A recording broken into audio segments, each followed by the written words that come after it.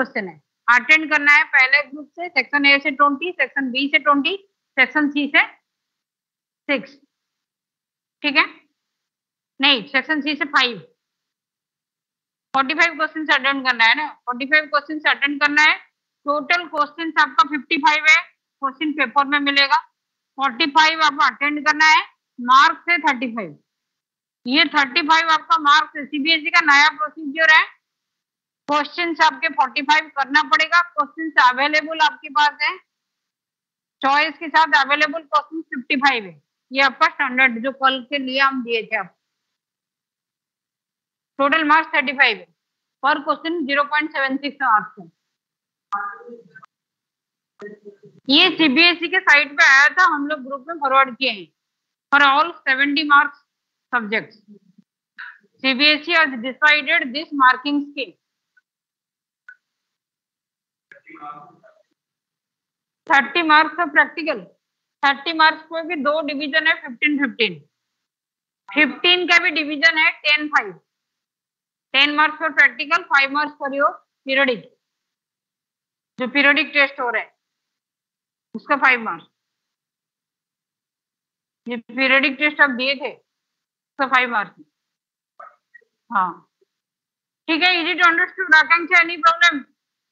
Akanksha Sharma, you have asked this doubt. Don't ask me personally because we have to deal personally with 12th class.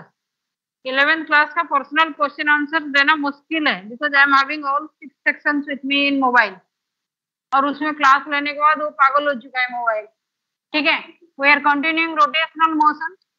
सारे doubts यही पूछ लो class में, not related questions जो हम करवाए हैं। इसे देखो, फिजिक्स एक वास्ट फील्ड है, मैं कोई भी टॉपिक लूंगी तो इसमें क्वेश्चन कभी खत्म नहीं होगा। सेंटर ऑफ मास तो बहुत इंटरेस्टिंग है, आपके सामने कोई भी ऑब्जेक्ट है उसमें हाफ कर दो, सेंटर ऑफ मास कहाँ गया, 1/3 कर दो, एक टुकड़ा बीच में से ले लो, सेंटर ऑफ मास कहाँ गया।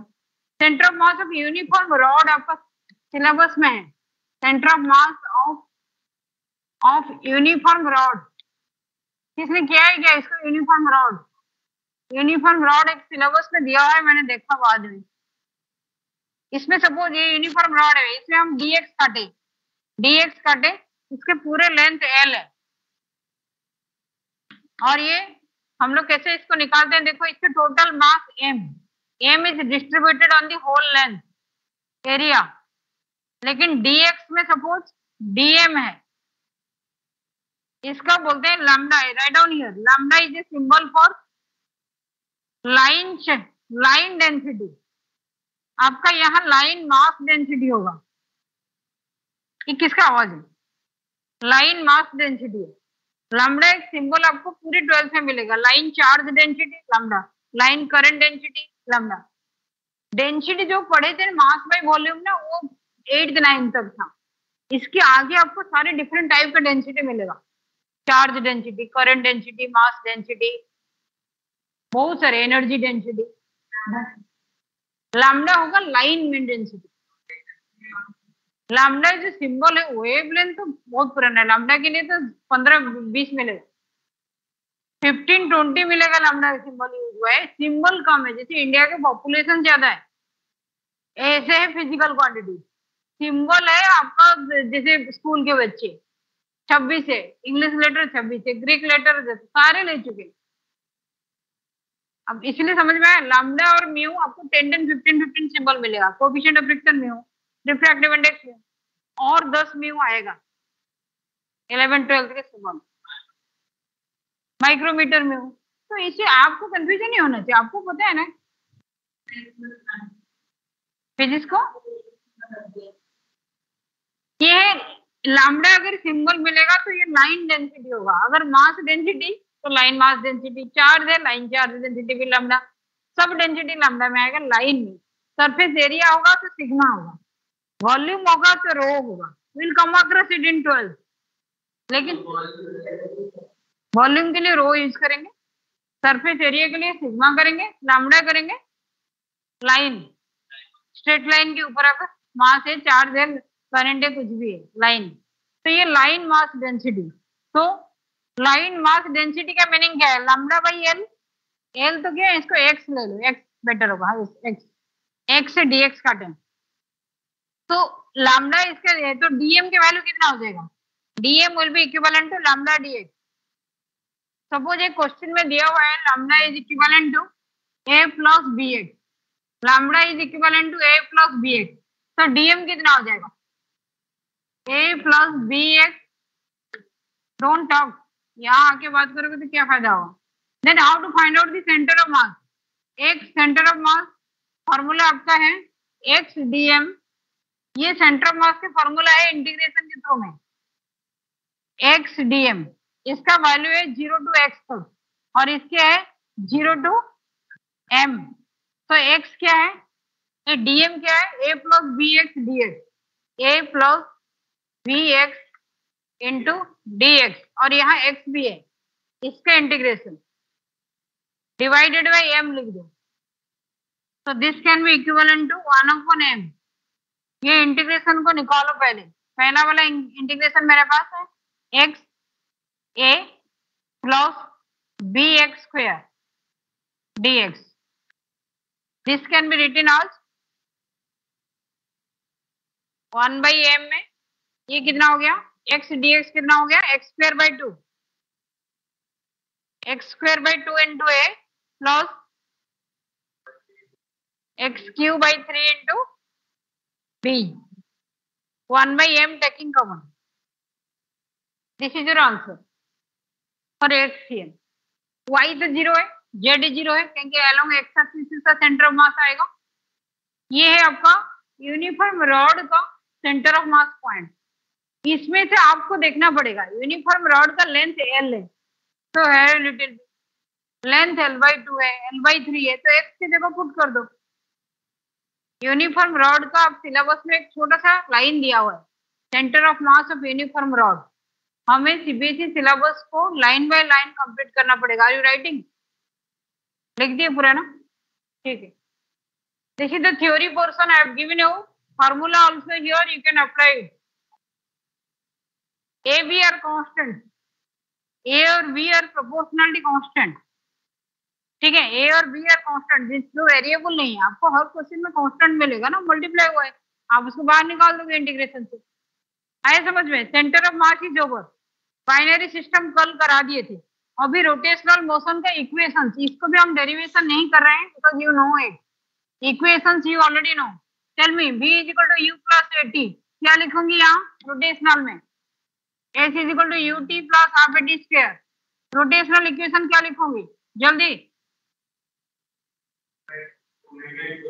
Omega square is equivalent to, नहीं omega is equivalent to omega nought plus alpha t, this is equation number 1। Two क्या लिखोगे, theta is equivalent to omega nought t plus half alpha t square, और here you can write omega square is equivalent to omega naught square plus 2 alpha theta. These are the three equations of motion of rotational dynamics. इसका derivations भी आपको आ रहा होगा, ये सुनो, इसका derivations हम नहीं करवाएंगे अभी क्योंकि हम ये लीनियर वाला डेरिवेशन करा चुके हैं। आया समझ में, एनी प्रॉब्लम हियर, न्यूमेरिकल जैसे इसका अप्लाई करके किए थे सेम सिमिलर टर्म में आपको इसको अप्लाई करने के लिए दिया जा रहा है। माना कीजिए ओके, कहना कोई डाउट तो इसमें नहीं है ना, ये तो बचपना लग रहा है ना अभी। अभी डायमेंशन से बड़ा इंटरेस्टिंग लग रहा है ना, पहले दिन में डायमेंशन कितना डिफिकल्ट लगता था, कुछ भी नहीं हो रहा था। अभी gradually you are mature.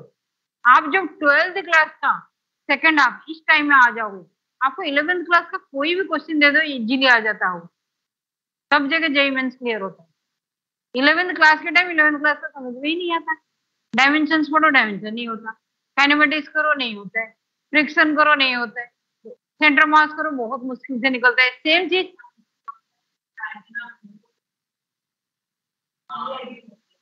Science की कंसेप्ट अजीब सा लगता है।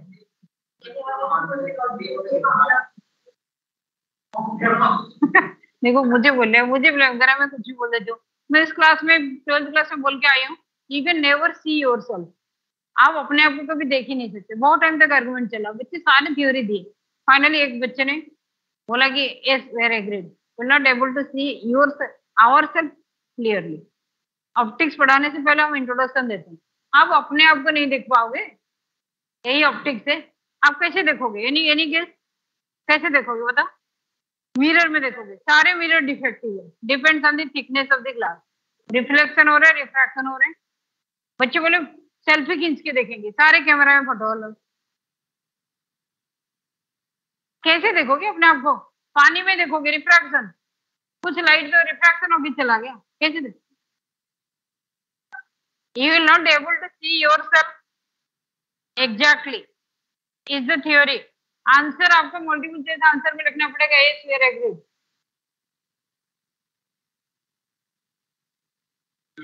yes हाँ,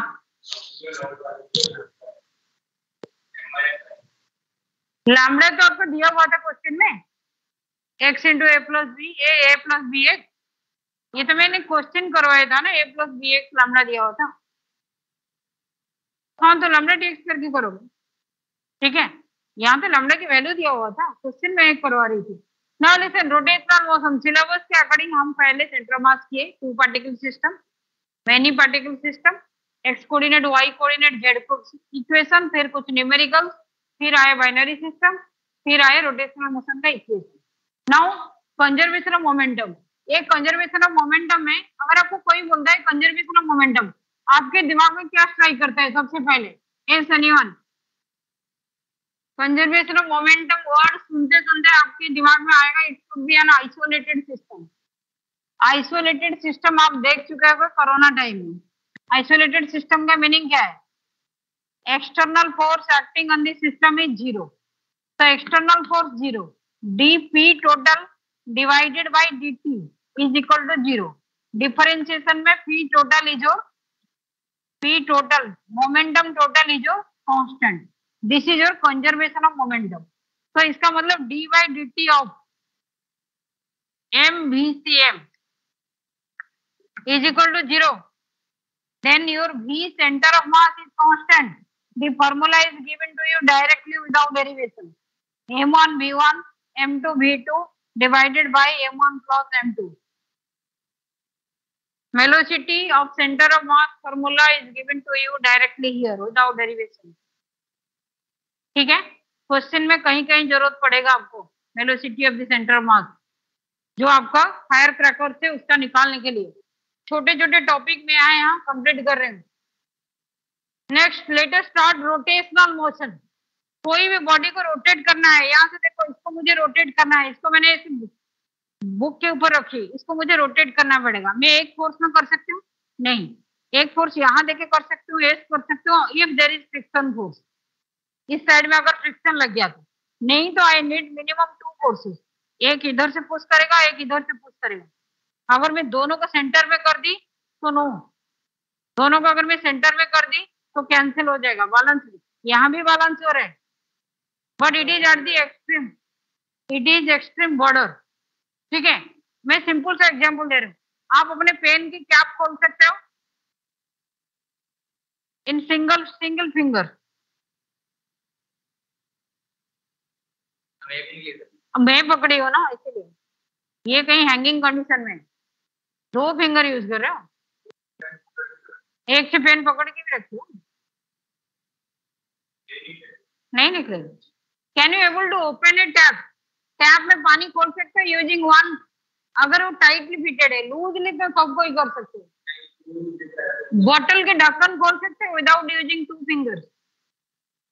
बॉटल के ढक्कन, बच्चे क्या करते हैं, बॉटल के ढक्कन को लूज करके लाते हैं, यहाँ बैठा के ऐसे, ऐसे नहीं होता। टैप अगर लूजली फिट है, what is the need of this 2 fingers? जो आप टैप खोल लो, जैसे if you are opening a tap, जैसे द मेथड हियर, एक फोर्स आपका इस डायरेक्शन में, एक फोर्स आपका इस डायरेक्शन में। This gives you rotational motion. आप रोटेशन करने के लिए आपको 2 फोर्स चाहिए, equal and opposite forces at the boundaries. Equal and opposite force at the centre में नहीं होगा। रोटेशन की कॉज क्या है? The answer is torque. आपको अभी एक कॉन्सेप्ट सिखाएंगे, that is your torque. Linear motion की कॉज क्या है? लीनियर मोशन कॉज क्या है? What is the cause of linear motion? External linear force. You can take it external force. इसका नाम है linear force. रोटेशनल मोशन के कॉज है आपके पास external rotational force, that is your torque. Rotational force that is your torque. Divide torque symbol आपका ये होता है, इसको बड़े प्यार से ताऊ बोलते हैं, ताऊ जी बोलते हैं बच्चे, इसको बड़ा परेशान करते हैं। इसका क्रॉस प्रोडक्ट बहुत मुश्किल होता है कभी कभी, 12th क्लास में तो बहुत मुश्किल करता है मैग्नेटिक इफेक्ट्स ऑफ करंट में। नाउ सी एक्सटर्नल फोर्स आपका यहाँ टॉर्क है। Now again I am giving you the example, this is my डॉस्टर। ये डॉस्टर को मुझे रोटेट करना है अबाउट दिस एक्सिस। आपको देखना पड़ेगा आप कैसे रोटेट कर रहे हो। You are rotating it about this axis, axis is passing through the centre, ठीक है। ये डॉस्टर को रोटेट करने के लिए मुझे एक फोर्स यहाँ अप्लाई करना पड़ेगा और एक फोर्स इस कॉर्नर में अप्लाई करना पड़ेगा। Equal and opposite forces but at the boundary. Unequal होगा तभी भी वो चलेगा, रोटेट करे। लेकिन अगर यही दोनों फोर्स मैं सेंटर में करी तो ये रोटेट नहीं होगा। This is the basic condition of rotation. Rotation समझ में आ गया? किसी भी चीज को रोटेट करो आप। जो ऐसे होता है चक्री घुमाते हो ना, इसमें क्या होता है, इट इज योर हैंड, आप इसको पकड़ के रखे, आपका टर्न ऐसे है, उसको क्लॉकवाइज और एंटी क्लॉकवाइज। इसमें बड़ा इंटरेस्टिंग क्वेश्चन आता है। हेलीकॉप्टर देखो, हेलीकॉप्टर में कितने ब्लेड होते हैं? Yes anyone? आर्यन? 3 होता है। देखो कितना बढ़िया क्वेश्चन है। मैं एक सिंपल से क्वेश्चन पूछती हूँ, फैन में कितना ब्लेड होता है? आजकल के बच्चे बोलेंगे इनफाइनाइट।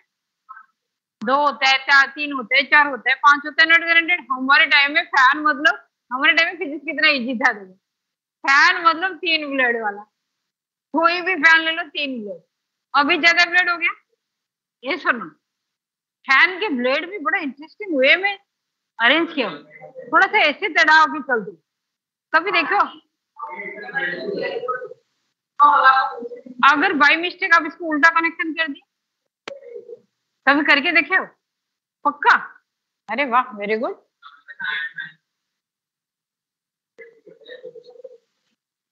अरे उसने नहीं करना है, यहाँ कनेक्शन पॉजिटिव नेगेटिव को उल्टा कर दिया था मैंने अपने घर में। फैन क्या हवा नीचे नहीं आ रहा है, लेकिन ऊपर जो मेरे घर में जो भी ऊपर था ना, सारे उड़ रहे। Everything is in flying condition.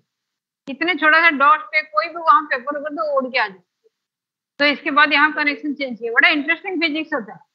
Fan के ब्लेड ऐसे क्यों दिया जाता है, थोड़ा सा टेढ़ा? ऐसे हेलीकॉप्टर के ब्लेड्स भी होते हैं। हेलीकॉप्टर्स में आपका क्वेश्चन है 11th क्लास में, सपोज हेलीकॉप्टर्स में 2 ब्लेड है, उसमें से एक ब्लेड टूट गया, एक ब्लेड है ही नहीं, what will be the motion of the helicopter? अरे 2 ही ब्लेड है ना, एक टूट गया, यस उड़ी गई नहीं?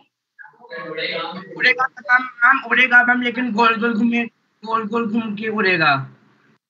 Very good. देखो आर्यन का दिमाग इसमें है, बहुत अच्छा आंसर दिया उसने। हेलीकॉप्टर के 2 ब्लेड है, यहाँ देखो ये 2 ब्लेड है, ये 2 ब्लेड ना उसको बैलेंस कर रहा था। सपोज ये ऐसे एंटी क्लॉकवाइज घूम रहा था, तो ये हेलीकॉप्टर क्लॉकवाइज घूम के आगे जा रहा था। लेकिन अभी क्या होगा, एक ही ब्लेड है, तो इसके साथ साथ इसके अपोजिट बैलेंस करने के लिए हेलीकॉप्टर वहीं ऐसे घूमते ही रहे। हेलीकॉप्टर घूमेगा, उल्टियां होता है। जैसे आप देखिए हो प्रॉब्लम चाइल्ड मूवी देखिए हो। फिजिक्स के ऊपर बहुत सारे मूवीज है। सबसे पहले मिस्टर बीन का मूवीज देख लो, 12th क्लास में आपको बहुत हेल्प करेगा। माइक्रोवेव ओवन मेरा कल का टॉपिक था। माइक्रोवेव ओवन में सारे अंडा को डाल देता है और कैसे फट गया होता है। तो माइक्रोवेव ओवन जितने आपको फिजिक्स का क्लियर करना है, इलेक्ट्रोस्टैटिक्स, इलेक्ट्रोडायनेमिक्स, मिस्टर बीन। और आपको 11th क्लास में फिजिक्स स्ट्रॉन्ग करना है प्रॉब्लम चाइल्ड नंबर 1 to 3। एक ही बच्चा ने सबको परेशान किया। Anyone who has seen problem child number 1 to 3? Anyone who has seen? वो जाता है अपू घर और इसमें जैसे होता है ना हमारे, जो उसको स्पीड बढ़ा देता है। ये सर नो, जो कोलंबस का रोटेटिंग जो फ्रेम होता है 360, जो आपका रोहिणी में नहीं है, क्या नाम है उसका पार्क का, जिसमें ऐसे मूवमेंट करते हैं? जापानीज पार्क नहीं, अरे जैसे आपको पहले था अपू घर, अभी है उसके पास फन एंड फूड विलेज, उसमें जो होता है राइड, उसे एक्सट्रीम हाई स्पीड दे देते, तब क्या होगा? सारे टेंजेंशियली गिर रहे थे लोग। आप देख लो प्रॉब्लम चाइल्ड में, बहुत इंटरेस्टिंग है। सारे राइट्स में स्पीड बढ़ाया, जहां स्पीड बढ़ रहा था उसको कम करा दिया। कैसे कोलिजन हुआ है, प्रॉपर फिजिक्स एक्सप्लेन। पूरे मूवी आपका एक छोटा बच्चा ने फिजिक्स का एक्टिविटीज किया है।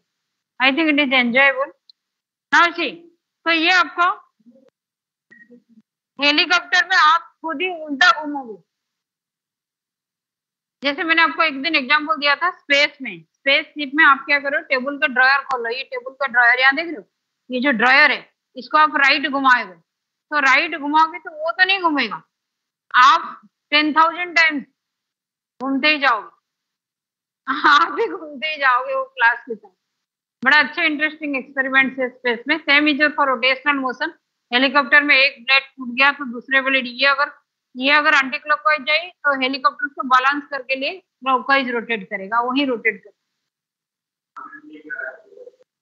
क्रैश होता है हेलीकॉप्टर, क्रैशिंग तो कॉमन फेनोमेनन आजकल के डेज में। Now is rotational motion, we are just starting how to rotate an object. Just see here, suppose you are having a body here, ये particle P is here, an object P is here, it is at a distance, इसका position coordinate R है, ठीक है। आप इसको rotate करने के लिए एक फोर्स अप्लाई किए हो, this is your force.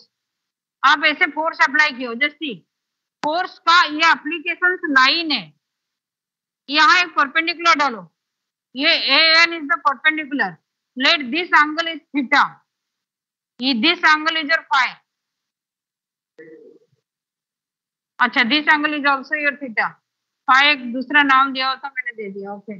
this angle is also theta. Now you tell me, इसमें आपका जो फोर्स, आप ये जो रोटेशनल फोर्स है इसमें आप कैसे कैलकुलेट करोगे? सी हियर, इसमें परपेंडिकुलर कंपोनेंट, परपेंडिकुलर कंपोनेंट क्या है? दिस वन इज, ये आर है, राइट एंगल ट्रायंगल है, तो दिस वन इज, ये थीटा होगा तो ये आर साइन थीटा हो जाएगा, r sine theta, r sine theta और एफ परपेंडिकुलर कंपोनेंट आपका आर साइन थीटा। तो आपका जो टॉर्क की वैल्यू आएगा, torque is equivalent to r sine theta into F. This can be written as r cross F, don't write F cross r, it is always r cross f. Torque is r position coordinate, distance जो आता है cross f। इसको बोलते हैं, इसको theoretical terms में बोलते हैं, एक न्यू टर्म यहाँ आ गया आपके पास, moments of force, moments of force is otherwise known as torque. Moments of momentum is otherwise known as moments of momentum, is known as your angular momentum. Write down here, angular momentum. angular momentum के symbol L है, torque के symbol टॉ है, ठीक है। Moments, what do mean by the term moments of? Moments of पूछते ही बच्चे अपना कोई दूसरे दुनिया में खो जाते हैं। मोमेंट्स ऑफ ये पार्क वो पार्क आ जाते हैं, नहीं मोमेंट्स ऑफ इंग्लिश, वही तो मैं बोल रही हूँ, तुम भी दूसरे दुनिया में हो। What is the meaning of the word moments of? है एनीवन? मोमेंट्स ऑफ का मीनिंग इसी थ्योरी से कौन निकाल सकता है? नो इसमें से मैथमेटिकली मोमेंट्स ऑफ वर्ड का मीनिंग कोई कनेक्ट कर सकता है? Those are online, Aryan try करो। Vanshika where are you? Ma'am moments of के मीनिंग क्या है? मैम जिसमें, इसमें क्या है? जितने में अभी तक ब्लैक बोर्ड पे लिखा हुआ है उसी के अंदर से मोमेंट्स ऑफ बताओ। मोमेंट्स ऑफ का मीनिंग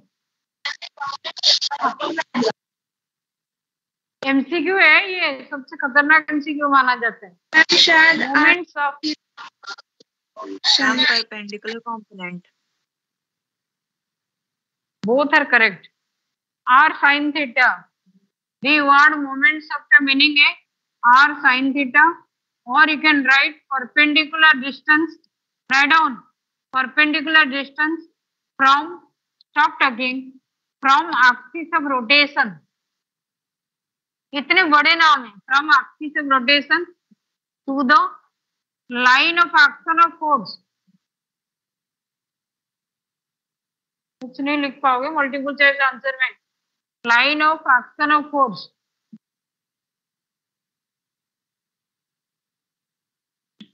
कनक तुम यहाँ बैठो, बहुत बात कर रहे हो, लिखो ना. मोमेंट्स ऑफ की meaning, moments of momentum, the word moments of means. MCQ start हो गया. You will stay in your moments of memory. Moments of trip, पहला answer. Moments of school trip, moments of childhood days. ठीक है, तो the correct answer is perpendicular distance from axis of rotation to the line of action of force. ये होता है moments of word. अभी हर जगह moments of आएगा. तो torque is this one. Now you see torque is 3 dimensional. आपको चाहिए torque, torque x component i plus torque y component j plus torque k component k. ठीक है, मुझे टॉर्क को आर क्रॉस एफ लिखना है. R is equivalent to r x i plus r y j plus r z k. अगर मैं इसका cross product लेती, आर क्रॉस एफ लिखती यहाँ आर क्रॉस एफ, तो मेरे पास ऊपर क्या होता है, आई जे के एक्स आर हो गया, आएगा पहले r x r y r z torque x torque y, नहीं एफ हो गया, ये टॉर्क एक्स तो हो गया, यहाँ आपका एफ आएगा. This one is F x F y F z. Now tell me torque x की वैल्यू क्या होगा, टॉर्क वाई की वैल्यू, टॉर्क जेड की value. Tell me the answer. Torque x में क्या लिखूंगी,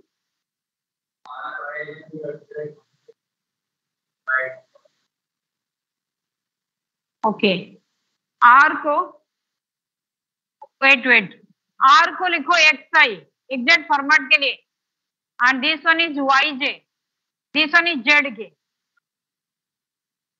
एक्स वाई जेड. अभी बताओ एक्स वाई जेड है,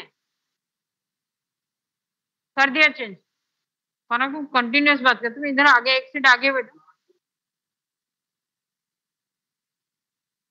अभी वो बात करेगा तुम्हारे से. अभी बताओ टॉर्क एक्स की वैल्यू क्या होगा, यहाँ से देख के बता सकते हो और क्रॉस करके बताओ. Y into F z, z into F y, ये हो गया टॉर्क एक्स. सही है, okay. Torque y z into F x minus x into F z, और ये टॉर्क जेड हम XP x into F y y minus y F x. ये equation में इमीडिएटली याद आ जाएगा, नहीं आएगा तो क्रॉस प्रोडक्ट कर लेना. क्रॉस प्रोडक्ट करके रफ में आप इसको निकाल देना. Rough pages we are giving in your exam, क्योंकि क्वेश्चन में आपको पूछा जाएगा कि टॉर्क जेड के वैल्यू क्या है. नीचे एमसीक्यू में ये सारे रहेगा.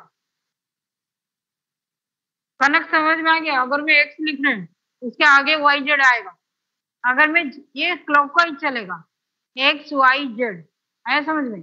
अगर वाई लिखूंगी तो पहले जेड से स्टार्ट होगा, अगर जेड लिखूंगी तो पहले एक्स से स्टार्ट होगा. याद करने की कुछ भी जरूरत नहीं है, सारे ट्रिक बेस्ट है. Is it understood? Any doubt here? Himanshu, Himanshu any doubt? Next we are having angular momentum.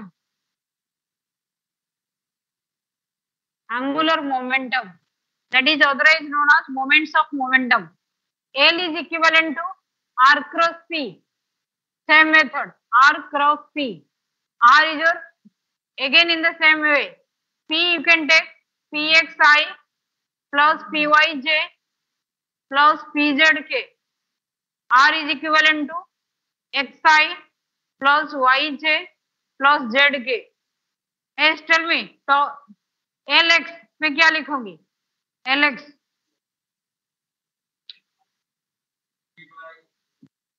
Lx को क्या लिखूंगी? Ma'am ypz minus ypz zpy. Lz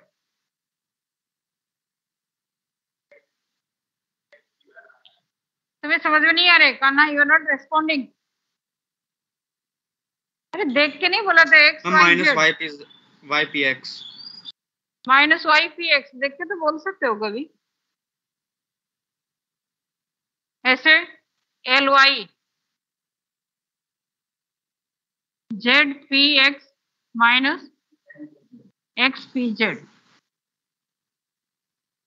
Now I am giving the clues only. If the body is in the xy plane, उसका perpendicular component कौन से line में होना? कौन से? इतना तो बेसिक है ना. करना कितने बेसिक तुम्हारे पास है ना. अगर कोई xy प्लेन में है तो परपेंडिकुलर कंपोनेंट आपका कहाँ होगा? z axis. अगर कोई yz में है, कोई zy में है,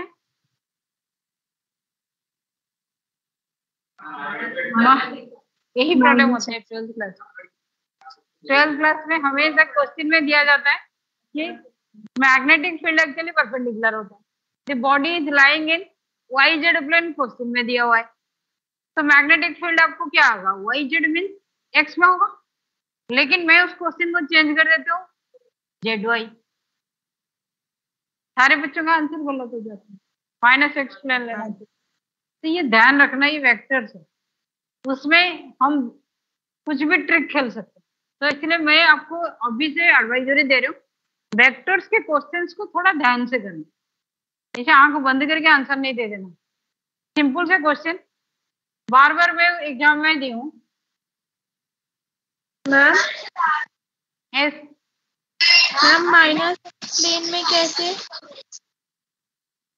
आप यहाँ देखो, अगर xy प्लेन में लाई कर रहे हैं, xy प्लेन के साथ परपेंडिकुलर z, ठीक है.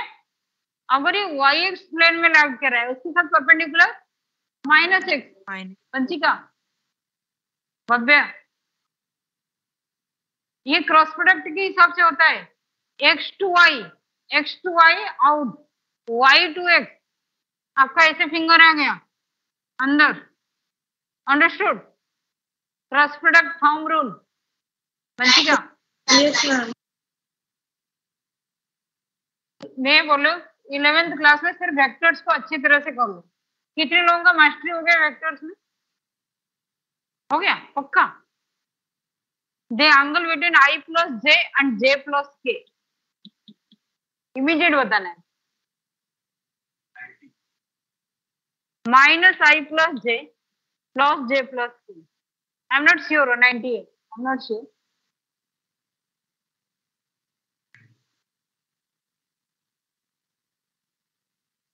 करके दिखाओ. i plus j plus k कैसे 98? ये हमारे फेवरेट क्वेश्चन है स्कूल एग्जाम में. Angle between i plus j plus k.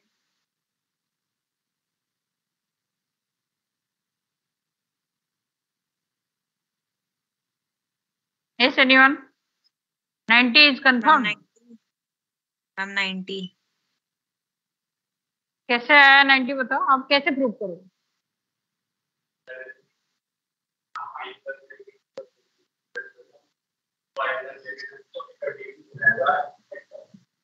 i plus j ये, तो j प्लस k, k इधर है, j प्लस k इसके सेंटर में जा रहा है. ये दोनों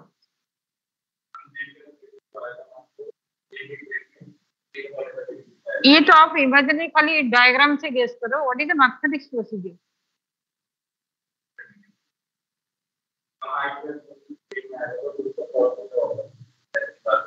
हाँ तो करो, उस मेथड में करो ना. दोनों वेक्टर डिग्री होगा. एंगल निकालने के कितना होगा? 60 डिग्री. Who is telling? संकेत. मैम अमन. अमन के आंसर सही आ रहा है मेरे according, but I am not disclosing the answer. 90 degree नहीं है, जबकि ये क्वेश्चन में लास्ट ईयर क्लास 11th के क्वेश्चन सेटर वो में एक प्लेन, मैम वो एक प्लेन में थोड़ी ना है जैसे हम जो 45 ले लेंगे। मैं ये बोल रही हूँ ना, ये क्वेश्चन में लास्ट ईयर अमन ये पीरियोडिक टेस्ट में दे दी थी। अगर 150 बच्चे होंगे ना 145 तो मुझे 90 डिग्री आंसर मिलेगा। अभी भी आप आंसर नहीं दे रहे हो। आप वेक्टर में, मैं खुद ही समझती हूँ मैं वेक्टर में बड़ा एक्सपर्ट हूँ, लेकिन अभी कुछ दिन पहले मैंने क्वेश्चन देखा, मुझे वेक्टर तो बिल्कुल अजीब से बात लग रहा है। You are not interested for science? जबरदस्ती पढ़ रहे हो क्या? ना इंटरेस्ट आ रहा है?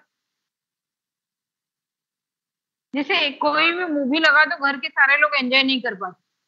सपोज आप मूवी देख रहे हो ग्रेविटी मूवी सुने होंगे। घर में दादी माँ बैठी है, उसको अजीब सा लगता है, ये क्या एरोप्लेन में गिर रहा है, उसके साथ साथ चल रहा है बांध।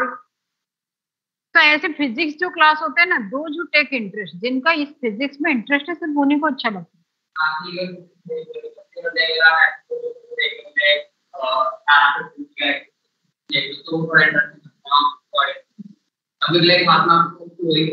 मैं आपको चैलेंज देता हूँ, कोई एक फेनोमेनन दिखाओ it is not related to physics. कोई भी फेनोमेनन लगाओ it is related to physics. तो फिजिक्स क्यों इंटरेस्टिंग नहीं है? कोई भी रियल डेली लाइफ में आप पेड़ पौधे से स्टार्ट करके या ऑब्जेक्ट से स्टार्ट करके कहीं तक ले जाओ, everything is related to physics. आप देखने वाले के ऊपर डिपेंड करता है। What is the angle between i plus j and j plus k? The correct answer I am not getting from class. Online class से मिल गया, offline class I am not getting. Online class सिर्फ मुझे सुनाई दिया, other friends को नहीं सुनाई दिया ना। भव्य भरद्वाज, भव्य, गैलेक्सी, हिमांशु, देखो वेक्टर्स में घुस गए, मुझे मोमेंटम करवाना है। Yes ma'am. इसी के साथ मैं थोड़ा सा कल तक फाइंड आउट करूँ। जैसे मैं कल एक क्वेश्चन दिया था, उसमें कोई एक ही बच्चा ने आंसर दिया था। आज तक फाइंड आउट करने के लिए एक ही बच्चे ने आंसर दिया था, गलत आंसर था, विदाउट नेम। किसका था ये आंसर? कल जो मुझे मेरे पास भेज देते हो उसके साथ नाम तो लिखो। हम किसी के नंबर सेव नहीं करते एक्सेप्ट प्रिंसिपल मैडम, क्योंकि वहां नौकरी की सवाल है। टेल मी, कल किसने आंसर दिया था? गलत आंसर था, मैंने उसको करेक्ट करके आपको करेक्ट आंसर दिया था। कल का आंसर था 7a/18 और a/2 हो गया था। अच्छा, यू आर संकेत, आई थिंक संकेत और Gautam, Aman. Okay, i plus j j plus k कल तक दे देना, वेक्टर एक्सपर्ट वाले। पूरे फिजिक्स समझाने के बाद न्यूटन बोले थे, मैंने सी बीच में सिर्फ एक पत्थर उठाया। इतने वास्ट है फिजिक्स। आपको पता है केमिस्ट्री लिमिटेड है, क्योंकि मेरे ग्रैंडफादर भी H2O पढ़े थे, वही 2 हाइड्रोजन 1 ऑक्सीजन। अभी तक वाटर का कंपोजिशन ही चेंज है। फिजिक्स के सारे चेंज हो चुके हैं। जो 11th में केमिस्ट्री पढ़ रहे हो, same chemistry graduation, same chemistry post graduation. हाँ, मेडिसिन में थोड़ा रिवोल्यूशनरी हो रहा है क्योंकि कोरोना आ गया। थोड़ा बायोलॉजी रिलेटेड है, बायोलॉजी एडवेंचरस है। डेली नए नए बीमारी है। 5 फिंगर था 10 फिंगर आ रहे हैं, 1 हार्ट था 4-5 हार्ट वाला बच्चे आ चुके। कल परसों दिखा रहा था कोई किसके पास हार्ट ही नहीं है, वो पीछे एक बैग में चल रहा है। 3 साल हो गया वो लड़की माउंटेनियरिंग कर रहे हैं। तो बायोलॉजी चेंज हो रहा है। फिजिक्स, मैथमेटिक्स, बायोलॉजी, इकोनॉमिक्स इतने फास्ट चेंज होता है ना, कोई उसके साथ मैच ही नहीं कर पाता। केमिस्ट्री लेकिन स्टैग्नेंट। वही NaCl, एक NaLO एक ClO, नमक बस। फिर बहुत जल्दी आ जाते हो आप। सर एक दिन छुट्टी ले लो। कल तो मैंने आकृति मैडम को छुट्टी दे दी। आकृति मैडम, मेरे को सर हिमांशु सर 5 मिनट बाद छोड़े थे। Sir 1 minute. यस, कल के आंसर दो जॉब नॉट गिवन, ये आंसर। इसके सेंटर ऑफ मास पॉइंट निकालना था हमें। 7a/18 a/2। पहले क्या करो इसको, ये किसका था? ये 0 0 था, ये क्या था? a 0 था, ये क्या था? a, और ये क्या था? 0, a। 0, a। तो इसका कोऑर्डिनेट क्या था? a/2 a/2। ये ट्रायंगल को अलग कर दो, ये ट्रायंगल को यहाँ ले लो, इसका centre of mass find out करो। इसका क्या है a/2 और ये कितना है a0 और ये कितना है a। तो इसका centre of mass find out कर दो पहले। इसके सेंटर ऑफ मास का एक्स कोऑर्डिनेट को ले लो, वो आपको ये वाला वैल्यू दे देगा। तो कितना आ रहा था 5a/6 आ रहा है 5a/6। यहाँ से यहाँ तक डिस्टेंस, यहाँ से यहाँ तक डिस्टेंस आपका 5a/6 आ रहा है। तो उसके बाद आप मुझे फॉर्मूला में डाल दो और इसके पूरे मास 4m ले लो। फॉर्मूला क्या था 4m into x coordinate a/2 minus m निकाल दी 5a/6, ऐसे था फॉर्मूला ना कल का, divided by 4m minus m। मैंने व्हाट्सएप में भेजी हूँ। This is your x coordinate, y coordinate तो इजी है 7a/18 आएगा। Yes, ma'am. ठीक है, I plus J plus K, the answer is 60 degree. You are telling 90 degree, MCQ में 60 डिग्री रहेगा। कुछ भी क्वेश्चन आ सकता है, -J plus K